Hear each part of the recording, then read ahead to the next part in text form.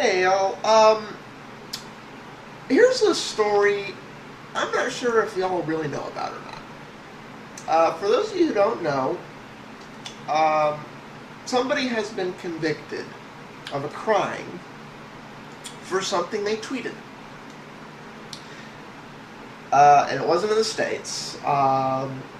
This was in the UK, actually. But this is also a problem in the States, and it's become a global problem. Ever since the first world and some of the second/third world, decided, oh, we're going to lose our common sense, and everybody, be at Purple Ducky Alert 5! We're at Purple Ducky Alert 5, everyone! I'm sorry if anyone finds Purple Ducky Alert 5 insulting, but I have to call it that, because it really does point up the absurdity of everybody be afraid, 365 days a year, 24/7, 365, be afraid, Purple Ducky Alert 5! And ever since we've been there, there's just been this general tone of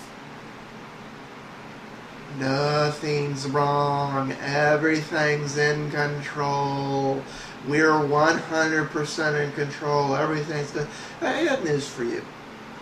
Pre the supposed recent rash of terrorism and stuff, we weren't in control. It's if you want absolute security, surrender 100% of your liberties. I'm sorry. It's live under a rock, never leave your house, and just stop. What this guy did was basically he wanted to get on an airplane and go visit a chick. I know this is sexist, but how did I know at some point a romantic interest was going to be involved? So he had to fly out of Robin Hood Airport. I believe he was going to Ireland. Yeah, he was going to Ireland. And the snow came, so Robin Hood Airport was snowed in. So, this guy's plans are possibly completely torn apart and so on. He's annoyed. He's stressed out. It's not. He goes on Twitter. He goes, Robin Hood Airport is closed. You've got a week and a bit to get your it's been bleeped out in this article, but he said shit together. Otherwise, I'm blowing the airport sky high. And he put exclamation mark on sky high. Okay, now there's some people going, my God, don't we fight wars over free speech and yada and so forth? I wouldn't so much say this is so much the free speech as being psychologically healthy. Here's the thing here, and I'm scared to death that this is going on. Generally, as a society, not just in the U.S., but pretty much globally these days, we want everyone to be happy and appropriate and never angry. 365, 24/7. That's impractical and impossible. We don't want people to be annoyed anymore. We want everyone to be preachy, perky. We want everyone to be perfect, perky, pimpy people. 24/7. Never annoyed. This guy didn't make a threat.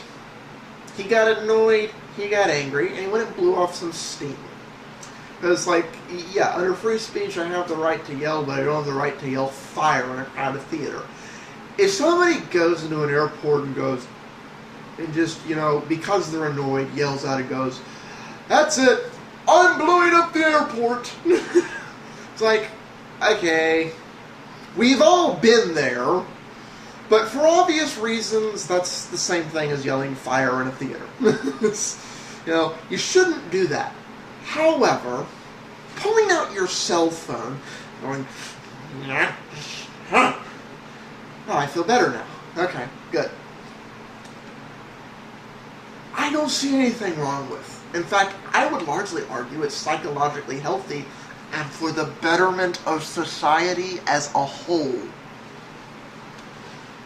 What we want as a society is people who, sit behind cash registers and get yelled at by people when they get their order wrong, and just sit there and go, "Thank you, sir, may I have another?" And people who get plowed into, and rather than getting out of their car and yelling for a second and going, "All right, now let's switch insurance information." People who never get angry, who never just have that little release of steam. Instead, what we want is people that push it deep down inside and never get angry and never snap at anyone. Unfortunately, the flip side to this is eventually these people's valves get full, and because we said no, don't blow your top every now and then, never ever get angry, never ever rant, never ever vent. There's a reason we call this venting. It's like a steam machine. It's the release valve's got to go off every so often, or the machine explodes. In the case of people, when they don't vent every now and then, they have a tendency to just go on homicidal rampages. Little things like a shopping cart that nobody pushed, that the wind just get a hold of, bounces into their car, and then they snap and go into a mall and shoot a few dozen people. So, all of you should be very afraid that this trend is going on. I mean, let's face it, we're basically in a global recession, if not depression. People are losing jobs globally. Times are getting tough. People are getting more and more stressed. And on top of all of this, we have to pretend like it's not going on and be happy. 365, 24/7. People, get ready in the next 20 to 50 years for the rate of people just snapping. And you've seen stuff on the news of, what? That doesn't make any sense. Increasing. Because that's the flip side to this crap. This person has been signed. Now, they're claiming under the Communications Act of 2003. What does it specifically say here? A message or means of public electronic message that was grossly offensive or indecent, obese, or meaning of character contrary. It's like basically, you're not allowed to sign. This is like, with satire, not a threat, with satire going, it's like, what, do I have to shoot somebody to get served here or something? It's like, yeah, you could argue that's a little inappropriate, but you're just venting. It's like, it's not. Now, yes, I realize, and for 99.9% of people, that's what they're doing. They're venting, it's healthy, and as a whole, society actually benefits from them just venting and getting it off. And you know what, if you're working in one of these areas where that's the sense of humor, snap back at them. Like, hell, they kind of half appreciate it. I realize that there's that 1 in 1,000 that may actually be serious, but I got news for you. Preventing this type of stuff isn't going to stop that 1 in 1,000 person. Preventing people from venting like this is going to increase that 1 in 1,000 to maybe 100 in 1,000, maybe 250 in 1,000. They scare me. It's honestly, think about this. What would you rather somebody done? Their dogs died, they lost their job, somebody just hit their car, and all the stocks they invested in just crashed. Would you rather that person yell at you and snap your head off, verbally speaking? I'm not saying they rip your head off, but they explode at you, basically. Or would you rather they sit there and like, it's okay, everything's fine? Honestly, people, which person scares you more? I know which one scares me more. Somebody's had that kind of day and they're still being perfectly and totally calm.